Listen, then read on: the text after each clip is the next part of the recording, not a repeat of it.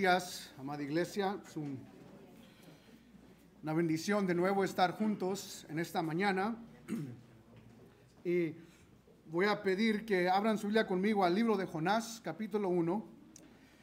Voy a leer del verso 4 hasta el final del capítulo. Voy a pedir que se pongan de pie para la lectura bíblica de esta mañana.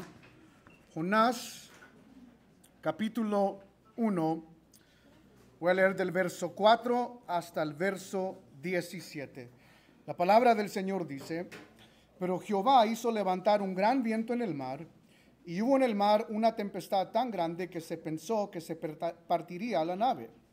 Y los marineros tuvieron miedo, y cada uno clamaba a su Dios, y echaron al mar los enseres que había en la nave para descargarla de ellos. Pero Jonás había bajado al interior de la nave y se había echado a dormir. Y el patrón de la nave se le acercó y le dijo: ¿Qué tienes, dormilón? Levántate y clama a tu Dios. Quizás Él tendrá compasión de nosotros y no pereceremos. Y dijeron cada uno a su compañero: Venid y echemos suertes para que sepamos por causa de quién nos ha venido este mal. Y echaron suertes, y la suerte cayó sobre Jonás. Entonces le dijeron ellos: Decláranos ahora por qué nos ha venido este mal. ¿Qué oficio tienes? ¿Y de dónde vienes? ¿Cuál es tu tierra? ¿Y de qué pueblo eres tú?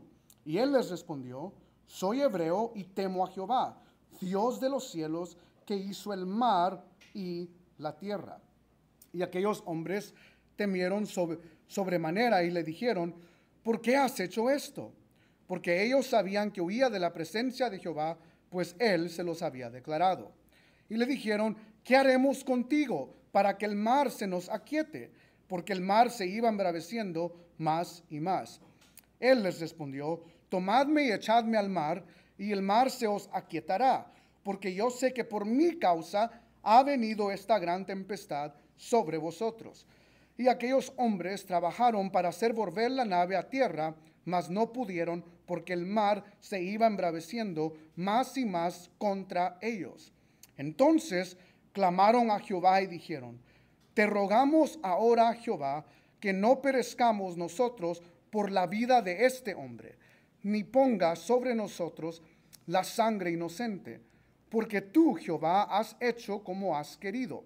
Y tomaron a Jonás y lo echaron al mar, y el mar se aquieteó de su furor. Y temieron aquellos hombres a Jehová con gran temor, y ofrecieron sacrificio a Jehová, e hicieron votos. Pero Jehová tenía preparado un gran pez que tragase a Jonás, y estuvo Jonás en el vientre del pez 3 días y 3 noches. Pueden tomar su lugar.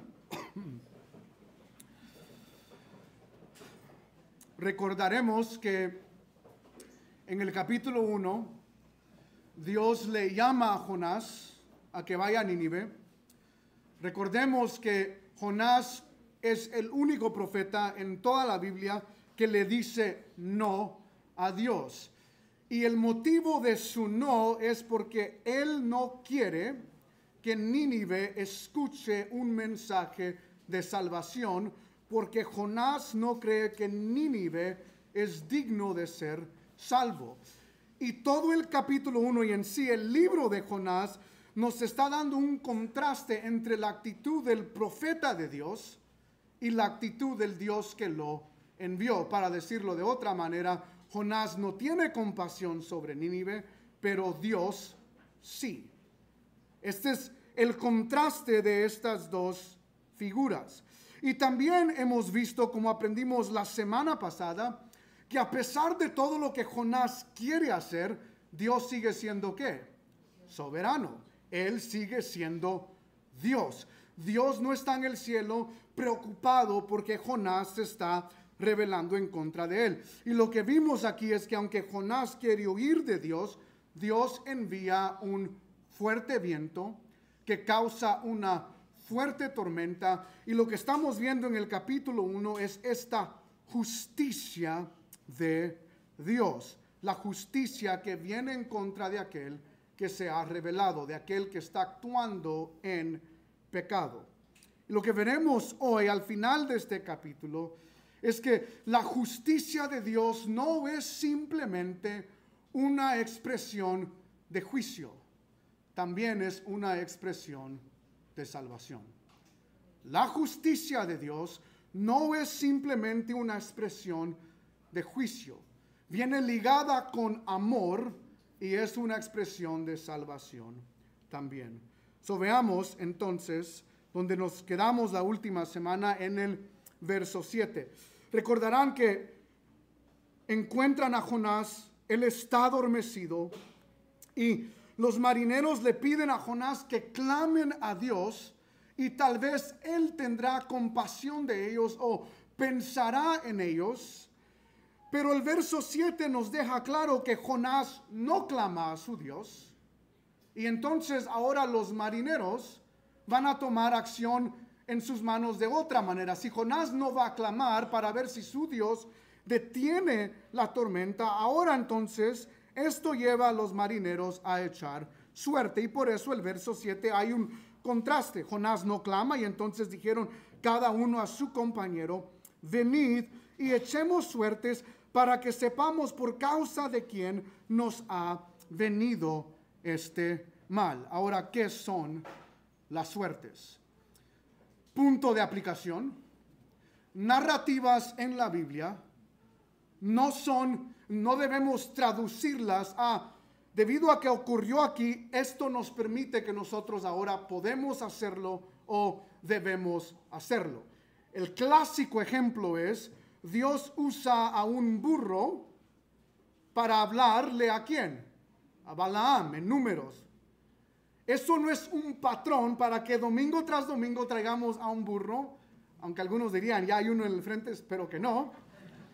Pero entienden, narrativas, expresiones dentro de la Biblia no siempre se traducen a esto es una forma de hacer lo que debemos hacer en las Escrituras. Entonces es fácil decir hay que echar suerte siempre porque la Biblia lo dice. No, lo hicieron aquí, pero este no es un patrón para cómo la iglesia debe vivir y hacer las cosas en el tiempo de hoy. Las suertes eran maneras de darse cuenta con la ayuda de una deidad qué estaba sucediendo en este entonces. La idea eran dos dardos y ellos tiraban los dardos, y cuando tiraban los dardos el entendimiento cultural era que una deidad estaba dirigiendo estos dados para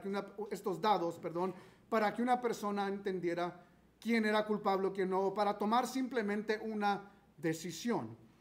Lo vemos en la palabra también descrito como el Urim y el Tumim. Ahora, la pregunta de nosotros ¿es esto pecado?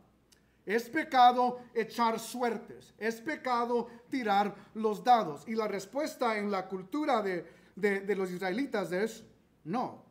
Lo puedes apuntar en Éxodo 28:30. Los sacerdotes cargaban estos dados de Urim y Tumim en su saco de sacerdote. Y a veces era necesario, cuando no podían hacer una decisión, echar suertes. En 1 de Samuel 10:20 al 21, el profeta Samuel va a echar suertes para dividir cierta tierra. No era pecado. Y el ejemplo más claro que vemos aún en el Nuevo Testamento es en Hechos capítulo 1, 24 a 26. Recordarán, Judas muere, él mismo se ahorca, comete suicidio, y los apóstoles, Pedro en el particular, ellos echan suertes para ver quién iba a ser el nuevo apóstol que iba a reemplazar a Judas. Esto era una costumbre judía, y la idea de nuevo no es pecado. Es simplemente una manera de poder tomar una decisión con el entendimiento de que había una ayuda divina. Y entonces culturalmente estos marineros que son paganos también tienen una práctica de echar suertes. Y funcionaba así. Había un lado oscuro y un lado claro en los dos dados. Y cuando echaban suertes, si caían dos lados, si los dos dados caían en el lado oscuro, eso significaba que era un no en el lado oscuro. Si era en el lado claro, significaba que era un sí. Si tirabas los suertes, los dos lados eran oscuros, la respuesta a esa decisión era no. Si caía en el lado claro, la respuesta a la decisión es sí. ¿Y qué pasaba cuando era un lado claro y un lado oscuro? Bueno, lógico, volver a tirar. Es simple la idea aquí. Lo que no quiero que nos imaginemos es que lo que ellos hicieron es como el tipo, sé que somos cristianos, no tiene que admitirlo, pero la mayoría de ustedes en su juventud, young people don't do this, pero en su juventud ustedes jugaron un juego de darle vuelta a la botella. Y habían hombres a un lado, las mujeres a otro lado, y dabas vuelta a la botella y se le caía a la persona, entonces tú le dabas, porque hay niños aquí, un abrazo. Pero ustedes saben la idea. No es la imagen aquí. No es que tiraron los dardos y los dardos cayeron en Jonás. No. Hubo un proceso de eliminación. Tiraron a una persona y la respuesta fue no. Tiraron a otra y al final llegaron a Jonás y estos dos dados llegaron al lugar claro y dieron una respuesta de sí. Jonás es el culpable. Pero este es el punto. ¿Fue suerte? ¿Fue coincidencia? Proverbios 16:33 nos aclara. Nota lo que dice: la suerte se echa en el regazo, mas Jehová es la decisión de ella. Hermanos, esto no es coincidencia. Esto no es suerte, y mucho menos que los dioses paganos dirigieron estos dados. No. La suerte que fue echada fue dirigida y controlada por Dios mismo. Y de nuevo seguimos viendo este patrón, que el que está en control de esta historia no es Jonás, es Yahweh. Es el Dios verdadero, es el Dios vivo, que aún en este método de echar suertes, la mano de Dios está metida en esto. Y vemos la reacción entonces de estos marineros. Ellos tuvieron miedo, un tipo temor, y entonces le dijeron: decláranos ahora por qué nos ha venido este mal. Es muy interesante la frase, y en sí, en base al verso 8 vemos 5 preguntas que los marineros hacen, pero es interesante esta primera pregunta. Aquí está en modo de declaración, pero en sí es una interrogación. ¿Por qué nos ha venido este mal? Y tú y yo diríamos: bueno, ya sabemos quién es el culpable. ¿El culpable es quién? Jonás. Pero no fue la razón por la cual ellos echaron suertes. Lo que ellos quieren saber es cuál es el Dios, o de quién pertenece el Dios que causó esta tormenta. Recordarán, cada uno, la semana pasada vimos, clamó ¿a quién? A su Dios. Y su Dios, los dioses de ellos, no hicieron nada. Y en parte es porque los dioses de ellos no enviaron esta tormenta. Y entonces ellos echaron suertes no tanto para saber quién es el que ha causado la tormenta. Lo que ellos quieren saber es cuál es el Dios que causó esta tormenta y qué tenemos que hacer para calmar la tormenta. Y por eso la pregunta primera es: decláranos ahora por qué nos ha venido este mal. En otras palabras, ¿cuál es el Dios que ha sido ofendido? Y lo que ellos quieren saber es si ellos en primer lugar le hicieron algo a Jonás. Tal vez entre el viaje hicieron algo que ofendió a Jonás y por lo tanto ofendió al Dios de Jonás. Ellos quieren saber cuál es la causa de por qué ha venido esta tormenta, por qué esta deidad, este Dios, ha enviado esta tormenta. O más allá, quieren saber si son culpables por asociación. En otras palabras, Jonás ha ofendido a Dios, y el hecho de que él está en su barco, ellos son culpables por asociación. Por ejemplo, si tú estás con unos amigos y no sabes que por la mañana ellos robaron un banco y estás saliendo con ellos y les para la policía, debido a que tú estás en el carro, tú eres culpable por asociación. Aunque no estuviste, no fuiste, no sabías, pero en ese momento la policía te agrupa con todos los que hicieron el mal. Y esta es la idea aquí.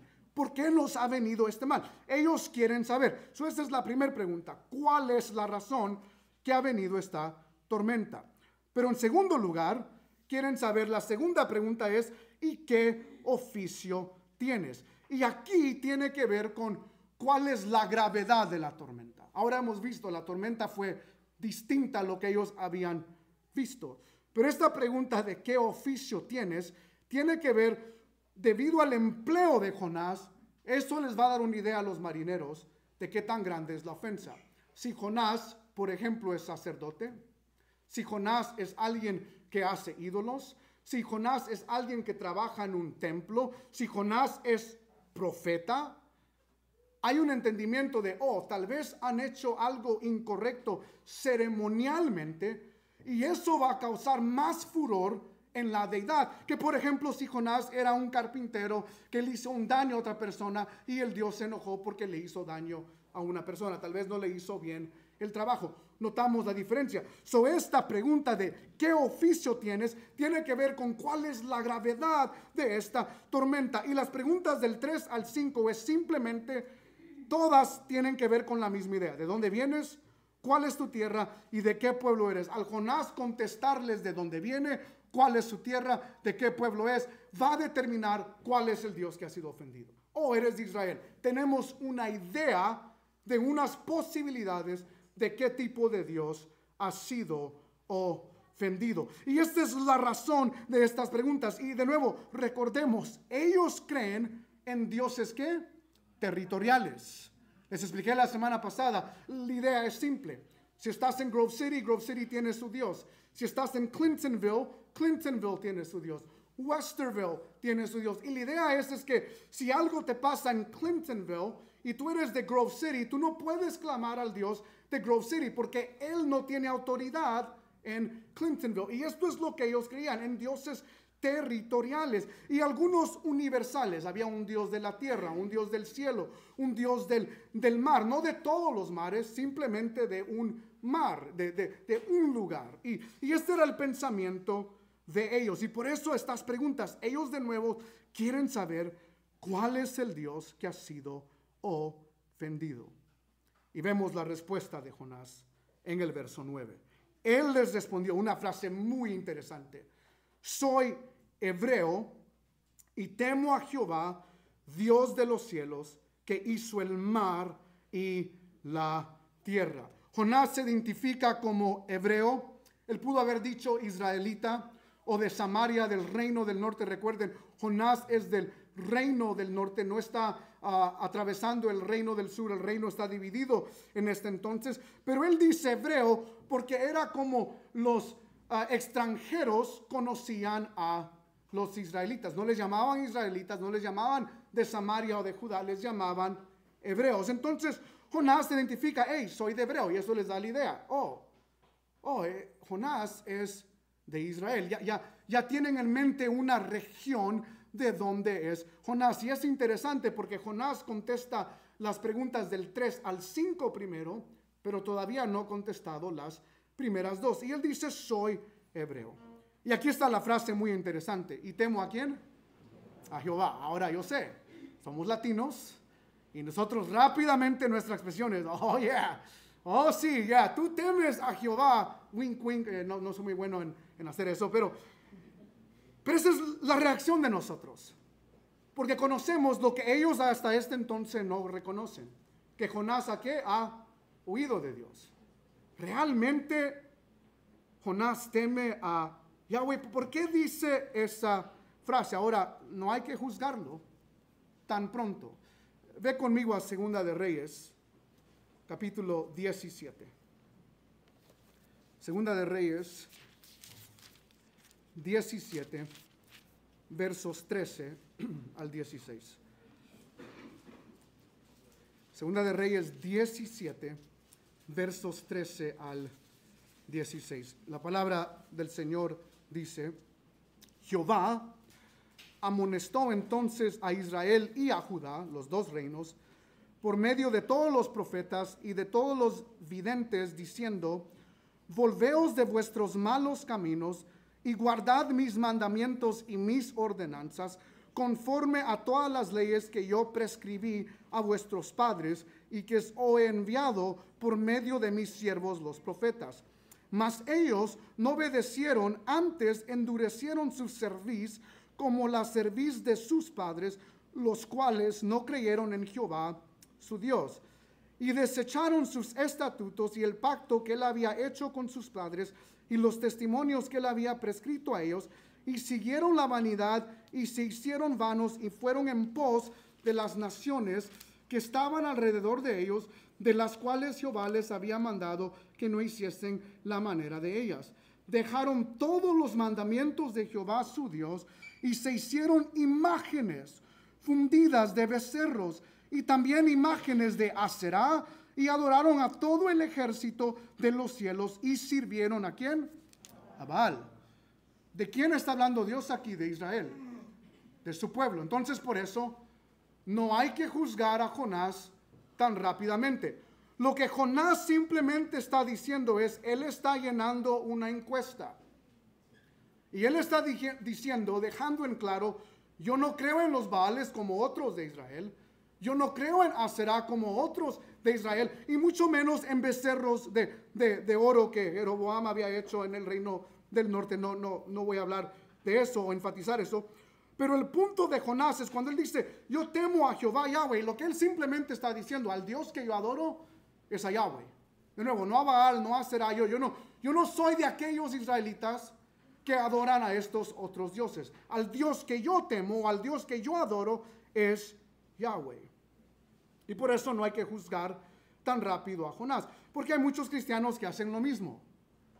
Alguien les pregunta, hey, ¿qué religión eres? Oh, yo soy cristiano evangélico reformado, pero va a la iglesia una vez al año, Navidad 2 veces, Navidad y Día de Resurrección.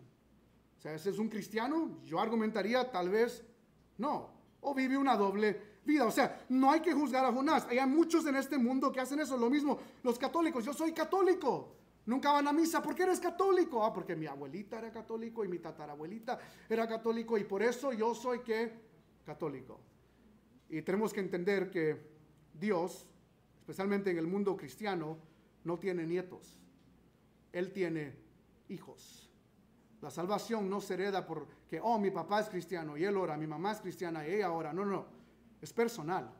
Dios no tiene nietos, él tiene hijos y hijas. Pero esta es la idea aquí.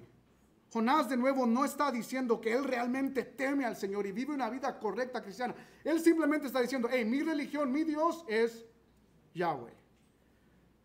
Pero como buen profeta da 2 expresiones muy acertadas de Dios. No es simplemente yo temo a Jehová.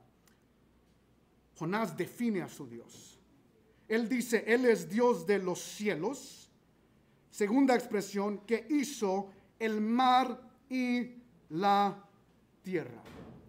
Ahora, cuando los marineros escuchan Dios de los cielos, lo que viene a su mente es el Dios del agua o del cielo que se llamaba Baal Shemen, que era un Dios temido y era un Dios que ellos temían, estos marineros. Pero Jonás está haciendo una aclaración. El Dios Baal Shemen no es el Dios de los cielos. El Dios de los cielos es Jehová. Es Yahweh. Y ya sea que él lo está haciendo intencional o no, el punto es que al describir a este Dios hay una pausa en la mente de estos marineros. Oh, entonces, ¿quién es el Dios de los cielos? ¿Será Baal Shemen o será este Dios de Jonás? Pero Jonás va más allá, porque de nuevo, los marineros creen en dioses, aún los universales tienen territorios. O el Dios de los cielos es solo el Dios de los cielos, pero no es Dios del mar y de la tierra. Pero Jonás dejan claro que Yahweh es Dios de los cielos y también es Dios del mar y también es Dios de la tierra. Jonás tiene una confesión de fe muy acertada, muy clara.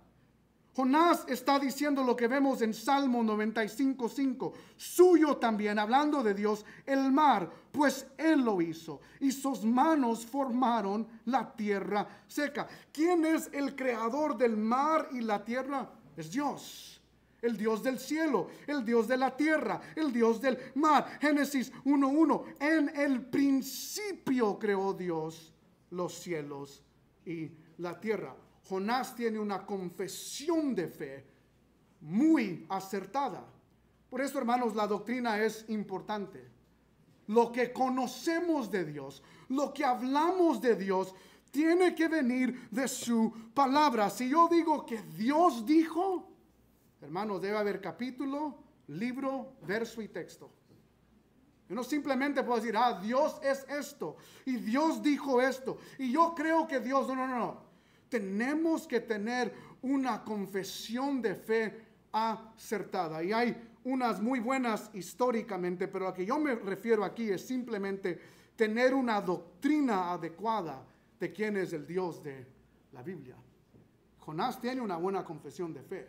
Puso atención en su escuela dominical cuando era hebreo. Él describe a Dios. Él dice, yo temo a Dios. De nuevo, yo adoro a Dios. Pero hay una distinción aquí, es a propósito. Jonás dice, yo temo a Jehová. Pero yo diría, ese es un falso temor. Jonás obviamente se ha rebelado en contra de Dios. Pero los marineros tienen un contraste a Jonás. Jonás simplemente es religión. Adoro a Dios, pero no tiene la reverencia en este momento que los marineros tienen. Nota el verso 10. Es el mismo patrón que hemos visto en la vida de los marineros. Tuvieron miedo en el verso 5 y ahora aquí en el verso 10.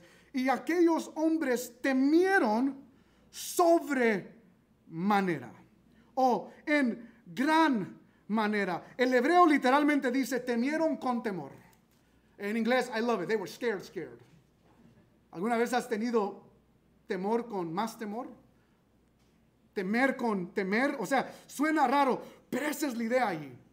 Esto es más, da más miedo esto a los marineros que una película de horror.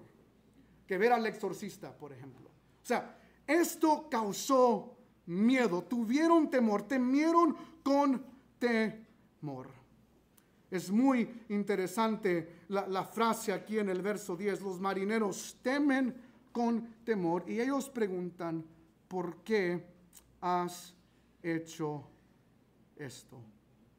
Y de nuevo, hay un contraste que la palabra de Dios, al revelarla a través de su Espíritu Santo, está haciendo. Jonás teme a Dios, pero está dispuesto a rebelarse en contra de él. Los marineros temen a Dios y lo primero que ellos preguntan es, ¿por qué? ¿Por qué hiciste esto, Jonás? ¿Cómo se te ocurre? Me acabas de describir doctrinalmente que Él es Dios de los cielos, de la tierra y del mar. Y de nuevo, en la mente de estos marineros es, yo nunca he escuchado de un Dios así. Ellos están acostumbrados a, hay un Dios en el cielo, hay un Dios del sol, hay un Dios de las estrellas, hay un Dios que hace crecer fruto, hay un Dios del mar, ¿entienden? Pero Jonás ha descrito a un Dios distinto al de ellos, no politeísta, sino monoteísta, un solo Dios. Y en su mente ellos están diciendo, ¿y cómo se te ocurre, Jonás, si Él es este tipo de Dios, de correr, de huir? O sea, este es el corazón de la pregunta. No saben por qué todavía, pero la pregunta es, ¿cómo es posible que tú hiciste esto? ¿Por qué has hecho esto? Y el narrador nos dice que para este entonces ellos sabían que él había oído de la presencia de Jehová, pues él se los había declarado. ¿Por qué has hecho esto, Jonás? En el Antiguo Testamento esta frase ocurre 5 veces y siempre es de una manera moral negativa. Recordarán, Dios en Génesis 3:3 le dice a Eva, ¿por qué has hecho esto? Había comido del fruto. En Génesis 12:18 Faraón le dice a Abraham va a Egipto y le dice a los de Egipto que Sara, su esposa, es su hermana. Y la misma reacción, Faraón dice a Abraham, ¿por qué hiciste esto? Pudimos haber pecado en contra de ti. En Génesis 26:10, años después, Isaac hace lo mismo con Abimelech. Va a un pueblo extranjero, dice que su esposa es su hermana y la misma idea. La pregunta ahí es, ¿por qué hiciste esto? En Génesis 29:25, Jacob está trabajando por su esposa y le dan a Lea, la fea, como dicen de broma, le dan a la que no quería y le dice él a Labán, ¿por qué me hiciste esto? El trato era 7 años, yo iba a tener a tu hija menor y él le da a Lea. ¿Por qué? ¿Por qué? Y los israelitas le dicen a Moisés cuando lo saca de Egipto en Éxodo 14:11, ¿por qué has hecho esto? Ese es el corazón de la frase. ¿Cómo se te ocurre hacer esto? Y es el mismo corazón aquí de nuevo. Jonás, ¿cómo se te ocurre huir del Dios del cielo, de la tierra o del mar y de la tierra, como lo dice aquí el texto? Y en pánico entonces los marineros dicen, ok, ¿cuál es la solución entonces? El verso 11, ellos dijeron, ¿qué haremos contigo para que el mar se nos aquiete? Porque el mar se iba embraveciendo más y más. ¿Qué podemos hacer, Jonás?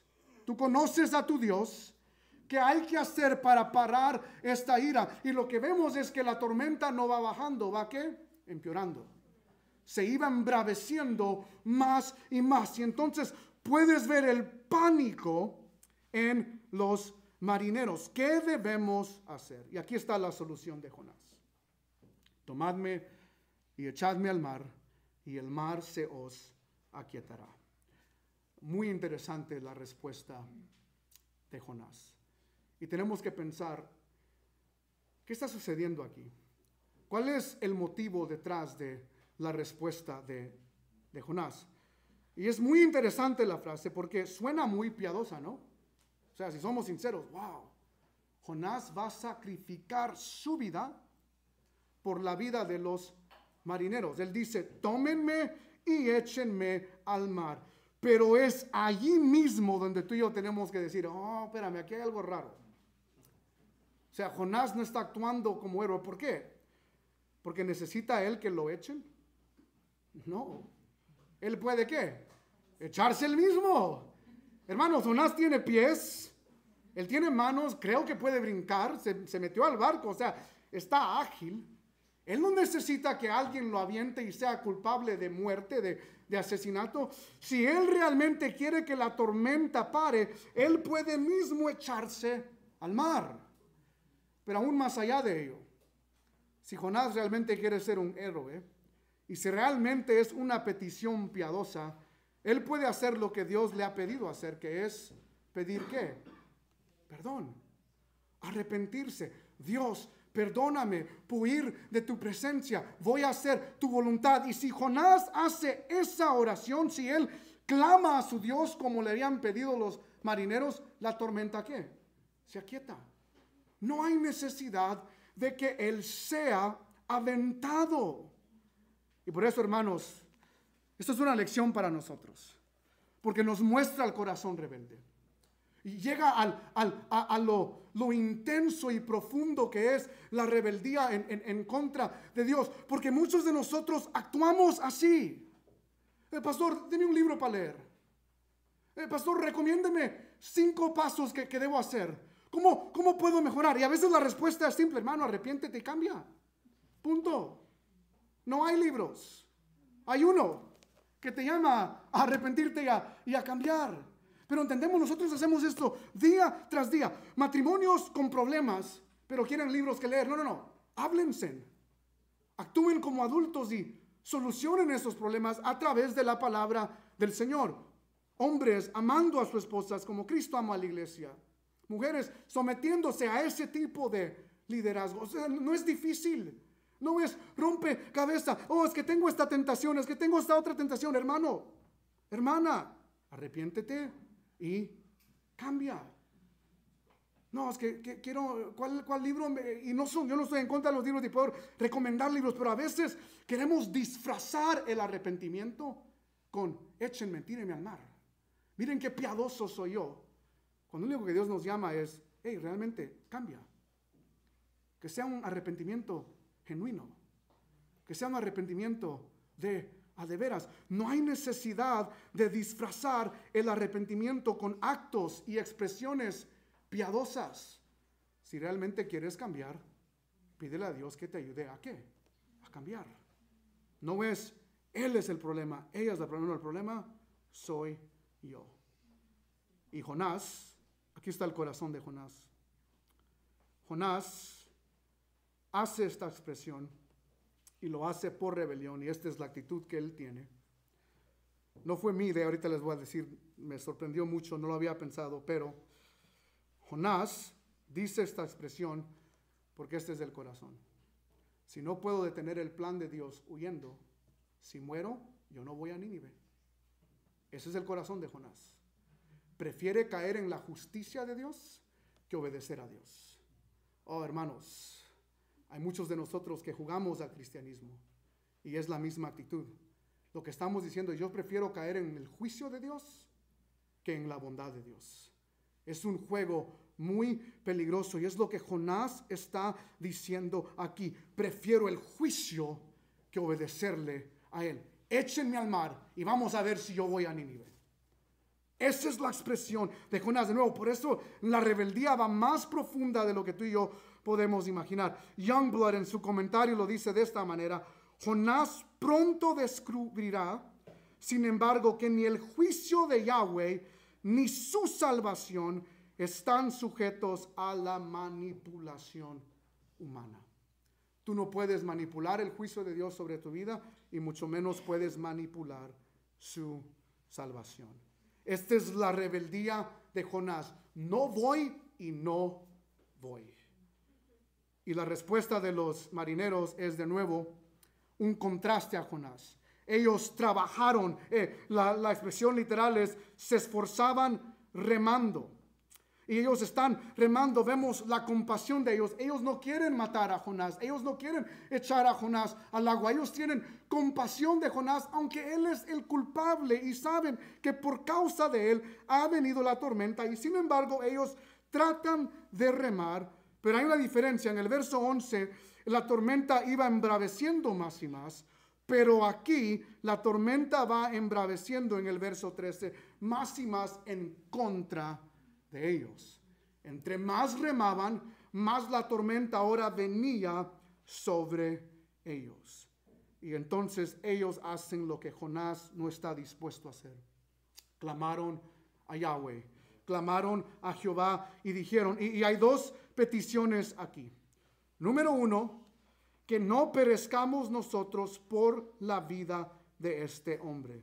Traducción: no nos destruyas porque Jonás se ha subido a nuestro barco. La oración es: Jonás está aquí, pero Dios, Yahweh, no nos destruyas porque Jonás se ha subido a nuestro barco. Y número dos, ni pongas sobre nosotros la sangre inocente. Traducción: Dios, que no venga tu juicio sobre nosotros porque vamos a lanzar a Jonás. Lo vamos a tirar fuera del banco. Que su sangre no caiga sobre nosotros. Que la muerte de él no caiga sobre nosotros. Pero ¿notaron lo impresionante del verso 14? Entonces ellos clamaron ¿a quién? A Jehová.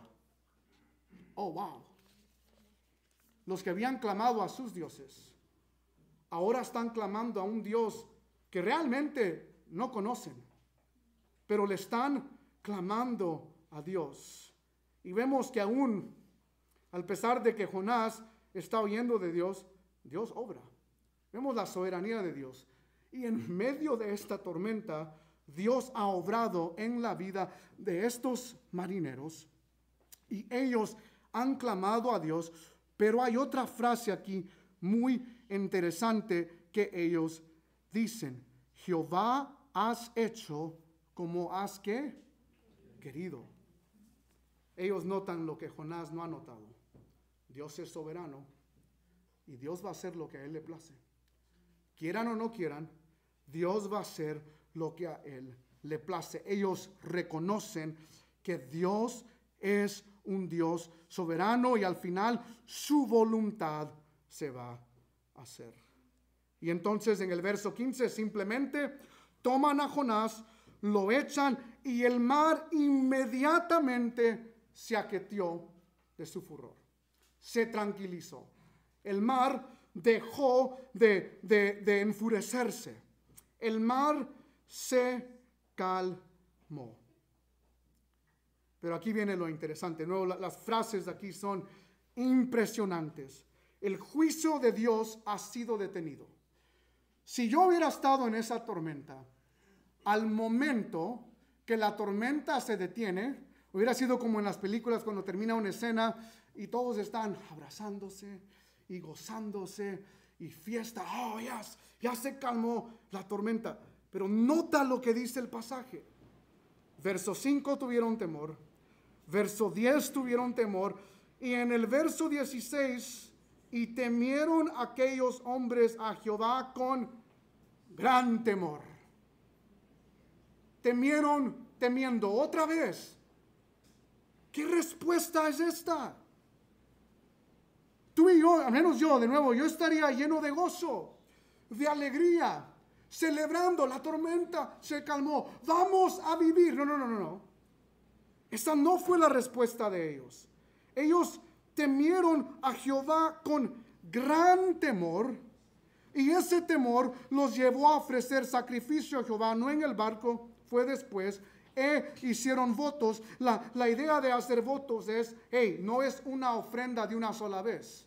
El voto implica, la idea implica que desde ahora en adelante, mínimo, vamos a regresar a ofrecerte votos, agradecerte porque tú, Jehová, nos has salvado. Pero esta frase de le temieron con gran temor, tenemos que luchar con esta frase.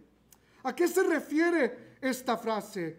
¿Cuál es la idea de que ellos tuvieron gran temor que los llevó a ofrendar y a hacer votos a Yahweh?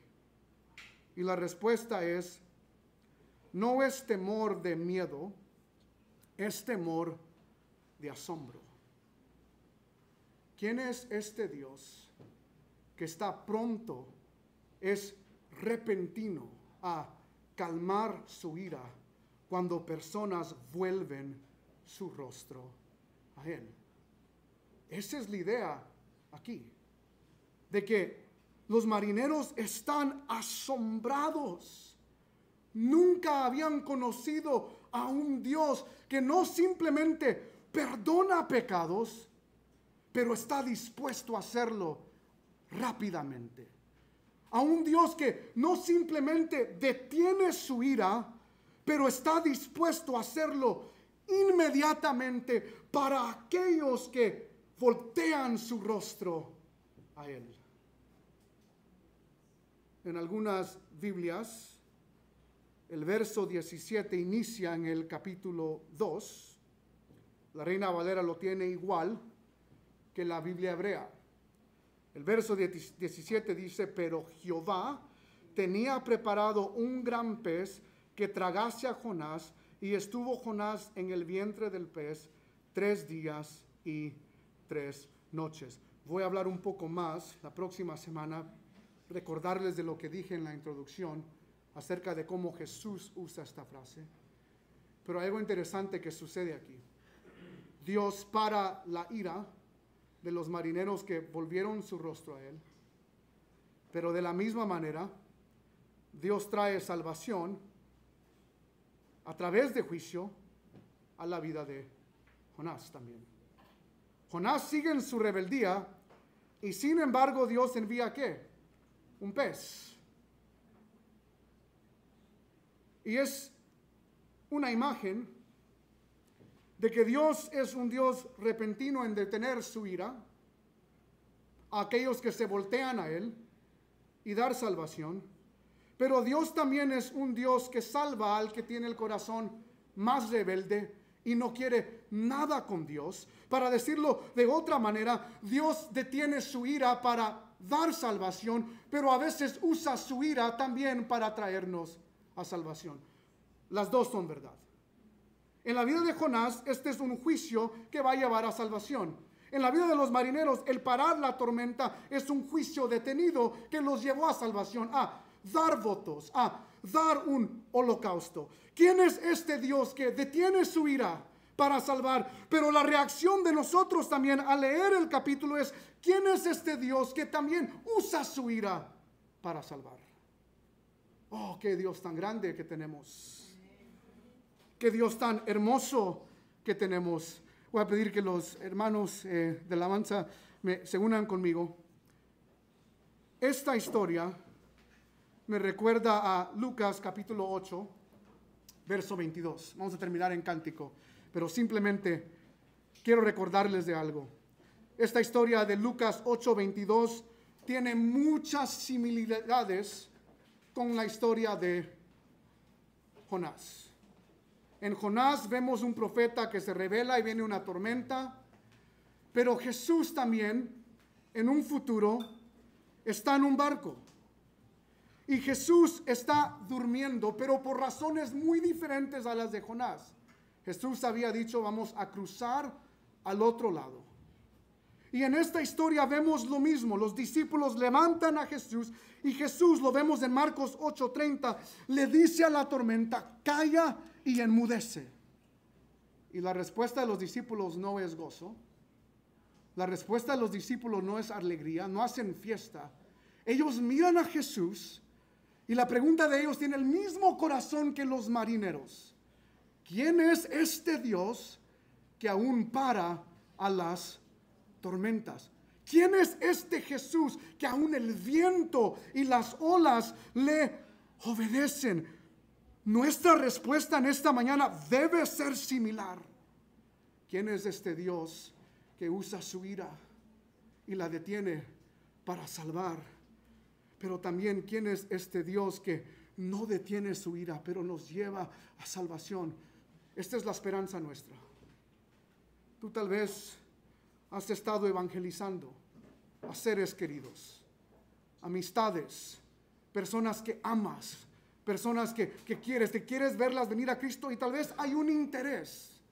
Tal vez hay algunos que empiezan a voltear su rostro a Dios y tú te animas y tú dices, uy, ya mero, una semana más, un mes más y yo los voy a ver en el reino, en los pies de Cristo. Hay algunos que durante el juicio voltean a Dios. Oh, pero hay otros que entre más juicio hay, más endurecen su corazón y dicen, no quiero ir a la iglesia y no voy a ir a la iglesia y yo no quiero nada que ver con Dios. Y padre, madre, esposo y esposa, eso también nos debe dar esperanza, porque lo que parece imposible para nosotros, Dios dice, no es imposible para Él.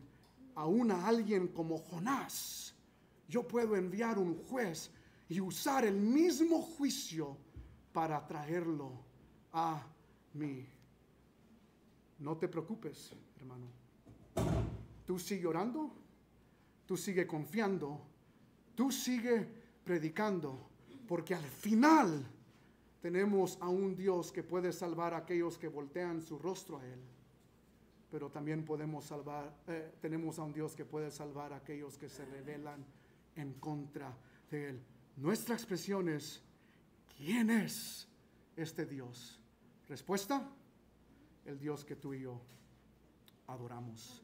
Amén. Cristo Jesús, que murió en el Calvario por ti y por mí, para darnos salvación. Ahí